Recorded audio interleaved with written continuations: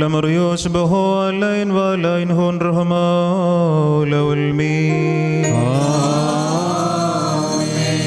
Evangelion men loko sabrono സമയമായപ്പോൾ യേശു ചെന്ന് ഭക്ഷണത്തിനിരുന്നു. 12 ശിഷ്യന്മാരും കൂടെ ഉണ്ടായിരുന്നു. അവനവരോട്, ഞാൻ പീഡ അനുഭവിക്കുന്നതിന് മുൻപ് ഈ പെസഹ നിങ്ങളോടുകൂടി ഭക്ഷിപ്പാൻ വളരെ ആഗ്രഹിച്ചു.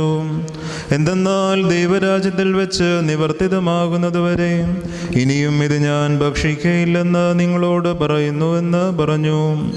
പിന്നെ അവൻ പാനപാത്രമെടുത്ത് സ്തോത്രം ചെയ്തിട്ട്, ഇത് നിങ്ങൾ വാങ്ങി ഭാഗിച്ചെടുപ്പീൻ.